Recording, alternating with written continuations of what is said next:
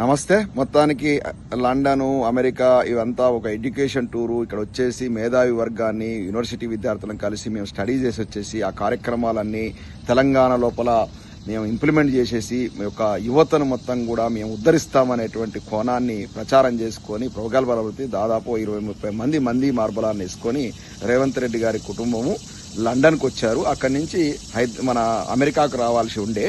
మాకున్న సమాచారం ప్రకారం ఇండియన్ ఓవర్సీస్ కాంగ్రెస్ అంటే ఆ యొక్క కాంగ్రెస్ పార్టీకి విదేశాలలో ఉన్నటువంటి సంస్థ అది. ఆ యొక్క వింగ్ నుంచి వచ్చినటువంటి సమాచారం ప్రకారం ఏంటంటే ఈ యొక్క సంవత్సరం నవంబర్ లేదా డిసెంబర్ లోపల ముఖ్యమంత్రిని మార్చి అంటే రేవంత్ రెడ్డి గారిని మార్చి ఉత్తమ్ కుమార్ రెడ్డి గారిని లేదా ఇంకేదైనా సీనియర్ నేతను ముఖ్యమంత్రి చేయాలన్న ఆలోచన లోపల కాంగ్రెస్ పార్టీ అధిష్టానం ఉన్నట్టు తెలిసింది. ఆ విషయాన్ని గ్రహించినటువంటి రేవంత్ రెడ్డి గారు ఎప్పుడు ఇండియన్ ఓవర్సీస్ కాంగ్రెస్ వాళ్ళ ముఖం కూడా చూడండి, ఎన్నిసార్లు వచ్చినా కూడా ఇక్కడ అచ్చ కాంగ్రెస్ అంటారు కదా. ఇప్పుడు నిన్న సుస్మితా పటేల్ చెప్పినప్పుడు అమెరికాలో కూడా అచ్చ కాంగ్రెస్ ఉంది, పచ్చ కాంగ్రెస్ ఉంది. ఈ యొక్క అచ్చ కాంగ్రెస్ వాళ్ళకు అంటే ఇండియన్ ఓవర్సీస్ కాంగ్రెస్ వాళ్ళకు ఇట్టి పరిస్థితులు అపాయింట్మెంట్ చేయడం వాళ్ళ ముఖం కూడా చూడరు. అటువంటివాడు ఈయనే బతిమలాడుకొని ఇండియన్ ఓవర్సీస్ కాంగ్రెస్ సమావేశం ఏర్పాటు చేసుకుని మీట్ అండ్ గిట్ ప్రోగ్రామ్ ఉండే ఇక్కడ నెక్స్ట్ వీక్. ఆ ప్రోగ్రాం పెట్టుకుని అక్కడికి శామ్ పిట్రోడా గారు వస్తారు కాబట్టి అతను రాహుల్ గాంధీ గారికి అత్యంత సన్నిహితుడు. ఆయన ద్వారా మళ్ళీ అధిష్టానాన్ని ప్రసన్నం చేసుకునేటువంటి కార్యక్రమానికి శ్రీకారం చుట్టిండు. అందుకే మమ్మల్ని కలుస్తున్నాడని వాళ్ళు మాకు చెప్పడం జరిగింది. మేము కూడా ఆశ్చర్యపోయినాం. ఈయన అసలు ఇండియన్ ఓవర్సీస్ కాంగ్రెస్ వాళ్ళు రికగ్నైజ్ చేయడు, అసలు కలవడు, ఇదేందుకు కొత్తగా వచ్చి కలవడిందని. దీని వెనుకున్నటువంటి పరమార్థం అది. ఎందుకంటే ముఖ్యమంత్రి మార్పు తథ్యం నవంబర్ డిసెంబర్ లోపల. అది అధిష్టానం అత్యంత సీరియస్గా ఉన్నట్టు తెలిసింది. ఎందుకంటే ఇతను నరేంద్ర మోడీ గారితో కలిసి తిరగడము, అదేవిధంగా చంద్రబాబు నాయుడు గారిని పొగడము, ఇతని యొక్క మీటింగ్ల లోపల తెలుగుదేశం జెండాలు రెపరెపలాడము. ఇతను కాంగ్రెస్ పార్టీ ముఖ్యమంత్రిగా ఏనాడు బిహేవ్ చేయలేదు. ఇతను కాంగ్రెస్ పార్టీకి వ్యతిరేకంగా ఉన్నటువంటి ఎన్డీఏ ముఖ్యమంత్రిగానే బిహేవ్ చేస్తున్నాడు. కాబట్టి పార్టీకి దేశవ్యాప్తంగా నష్టం జరుగుతుంది. కాబట్టి దీన్ని సీరియస్గా తీసుకుంది. ఎందుకంటే మొదట్లో వాళ్ళకి పార్టీకి వనరులు లేవు కాబట్టి ఈ 2.5 ఏళ్లు ఈ యొక్క రేవంత్ రెడ్డి గారు ఇచ్చేటువంటి డబ్బులకు ఆశపడో లేకపోతే ముడుపులకు ఆశపడో మొత్తానికైతే ఇతన్ని ముఖ్యమంత్రి కొనసాగించింది. ఇక ఏమాత్రం ఉపేక్షించినా కూడా భారతదేశం మొత్తం కూడా ఈ యొక్క తెలంగాణలో రేవంత్ రెడ్డి గారు చేస్తున్నటువంటి ఎన్డీఏ అనుకూల విధానాలు ఏవైతే ఉన్నాయో అవి ఆ యొక్క పార్టీ యొక్క పుట్టిముంచుతుందని గ్రహించినటువంటి అధిష్టానం నెమ్మదిగా తెలంగాణలో ఉన్నటువంటి కాంగ్రెస్ పార్టీ నాయకులను రేవంత్ రెడ్డి గారికి వ్యతిరేకంగా గలం విప్పమని చెప్పింది. ఆ కోవలైన అనిరుద్ధ్ రెడ్డి గారు ఇప్పారు, కోమటిరెడ్డి బ్రదర్స్ ఇప్పారు, వ్యతిరేకంగా మాట్లాడుతున్నారు. కొండా సురేఖ గారు వ్యతిరేకంగా ఉన్నారు. అటు మొదట్లో దొంతిమాధవరెడ్డి గారు ఉన్నా కూడా మరి ఇప్పుడు ఏమైందో ఏమో కొంచెం ఇద్దరు కోఆర్డినేట్ అయి పనిచేస్తూ ఉన్నారు.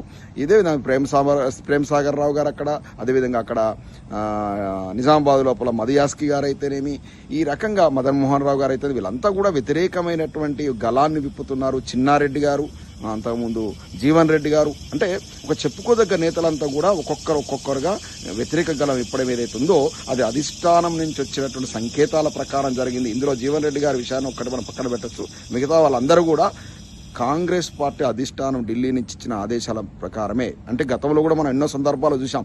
కాంగ్రెస్ పార్టీ ఎవరైనా ముఖ్యమంత్రిగా మార్చాలనుకున్నప్పుడు ఇక్కడ మన యొక్క ఎమ్మెల్యేలలో కొంతమంది వ్యతిరేక గలం ఇప్పడం, దాన్ని అణిచివేసేటువంటి కార్యక్రమం అంటూ చెప్తూ వచ్చేసి ముఖ్యమంత్రిని మార్చేవాళ్ళు. ఇప్పుడు కూడా అదే, ఎందుకంటే వాళ్ళకున్న సాంప్రదాయం అది జరుగుతుంది. కాబట్టి రేవంత్ రెడ్డి గారికి సమాచారం ఉంది కాబట్టి ఢిల్లీ పెద్దలను ప్రసన్నం చేసుకోవాలంటే శామ్ పిట్రోడా అవసరం ఉంది కాబట్టి ఇక్కడ ఇండియన్ ఓవర్సీస్ కాంగ్రెస్ సమావేశానికి రావడం జరిగింది, వద్దామని అనుకోవడం జరిగింది. కానీ ఇది గ్రహించినటువంటి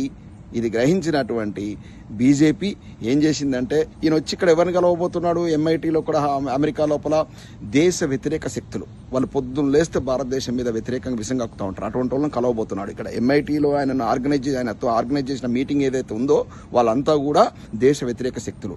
కాబట్టి దాన్ని కుంటి సాక్కో చెప్తూ దాన్ని ఈ విధంగా రేవంత్ రెడ్డి గారు వెళ్ళి రాహుల్ గాంధీ కోసం, కాంగ్రెస్ పార్టీ ఫండింగ్ కోసం దేశ వ్యతిరేకత శక్తులతో మంతనాలు జరపడానికి పోతున్నాడు అనేటువంటి ఒక విషయాన్ని చెబుతూ హైలైట్ చేస్తూ ఒక సెంట్రల్ గవర్నమెంట్ ఈయన యొక్క అమెరికా పర్యటన రద్దు చేయించినట్టుగా తెలుస్తోంది.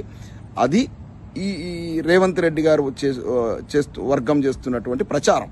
మమ్మల్ని అమెరికాకు పోనీయకుండా కేంద్ర ప్రభుత్వం అడ్డుపడ్డదని. బీజేపీ వాళ్ళు ఏమంటున్నారంటే మేము ఎందుకు అడ్డుపడ్డామంటే ఈయన పోయేసి దేశ వ్యతిరేక శక్తులతో అక్కడ సమావేశం పెడుతున్నాడు, దేశానికి మంచిది కాదు అందుకే చేస్తున్నాం అంటున్నారు. కానీ అసలు విషయం ఏంటంటే ఇక్కడ ప్రభుత్వము పెను ప్రమాదంలో పడ్డది. కాంగ్రెస్ పార్టీ నిట్టనిల్లుగా చెల్లిపోయింది. ఇవాళ ప్రెస్ మీట్ కొండా సురేఖ గారికి వ్యతిరేకంగా అదేవిధంగా రేవంత్ రెడ్డి గారికి అనుకూలంగా పెట్టిన వాళ్ళు ఎంతమంది అంటే 22 మంది రమారమి. అంటే 66 మంది కాంగ్రెస్ పార్టీ ఎమ్మెల్యేలు ఉంటే 22 మంది మాత్రమే రేవంత్ రెడ్డి వర్గంగా ఇవాళ ప్రచారం జరిగింది. ఎందుకంటే వాళ్ళే వచ్చి బయటకు వచ్చి గొంతెత్తి రేవంత్ రెడ్డి గారి సపోర్ట్గా కొండా సురేఖమ్మకు వ్యతిరేకంగా వాళ్ళు గొంతు ఇప్పారు. అంటే ఇంకా 44 మంది ఏమయ్యారు?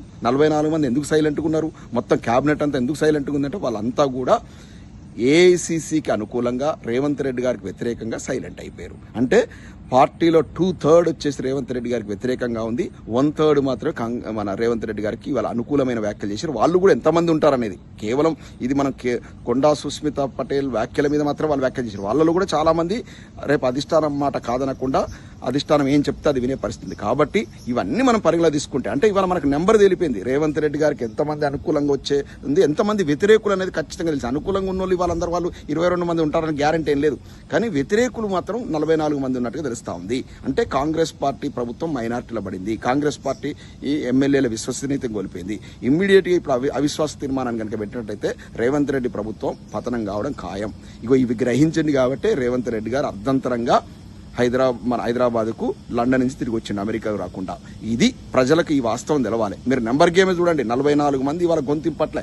ఒక్క క్యాబినెట్ మినిస్టర్ కూడా అనుకూలంగా మాట్లాడారు రేవంత్ రెడ్డి గారికి. ఇంకా పరోక్షంగా చెప్తున్నాడు మంత్రి వివేక్ అయితే, మళ్ళీ మేము గెలిచేది లేదు పెట్టలేదు, మేము ఏమైనా మీకు గ్యారంటీలు ఇస్తే అదేమైనా ఇంప్లిమెంట్ అవుతుందా అని ఇవాళ పాలిటెక్నిక్ విద్యార్థులు ఎవరు వచ్చి అడిగితే డైరెక్ట్ చెప్పేశాడు, మేము అలా గెలవమని చెప్పేశాడు.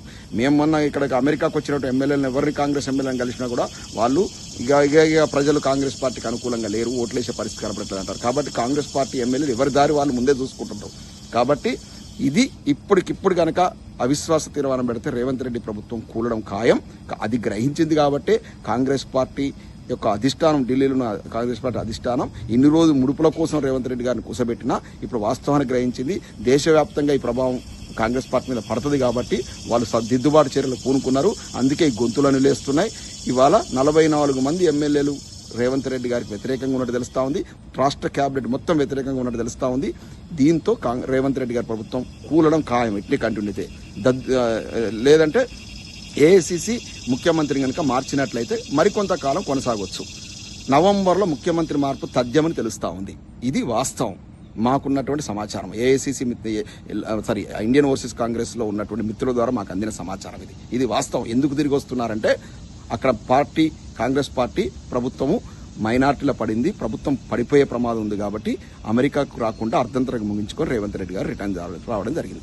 ఏదైతేనే ఉంది 2.5 సంవత్సరాల కాలం లోపల కాంగ్రెస్ పార్టీ ప్రభుత్వం ఒక సర్కస్ లాగా చేసింది. ఎవరిష్టం వాడు చేసిండు, ఆర్థికంగా దివాలా తీయించారు. హైడ్రా దెబ్బతో హైదరాబాద్ మొత్తం ఆర్థిక వ్యవస్థ చిన్నాభిన్నమైంది. 22A మొత్తం మధ్యతరగతి వర్గాల యొక్క బతుకులు ఛిద్రమైపోయినాయి. వ్యవసాయ రంగానికి సకాలం నీళ్లు, కరెంటు ఇవ్వలేకపోయిన వ్యవసాయ రంగం దెబ్బతిన్నది. ఓవరాల్గా తెలంగాణ మొత్తం కూడా అన్ని వ్యవస్థలు సర్వనాశనం అయిపోయినాయి. పట్టపగలే ఒక ప్రిన్సిపాల్ను స్కూల్ పిల్లలు పోయి మత్తులో ఉండి చంపేటువంటి ఒక దుష్ట పరిపాలన అందిస్తా ఉంది కాంగ్రెస్ ప్రభుత్వం. ఒక్క క్షణం కూడా ఈ ప్రభుత్వానికి అధికారం ఉండేట అర్హత లేదు, అర్హత కోల్పోయింది.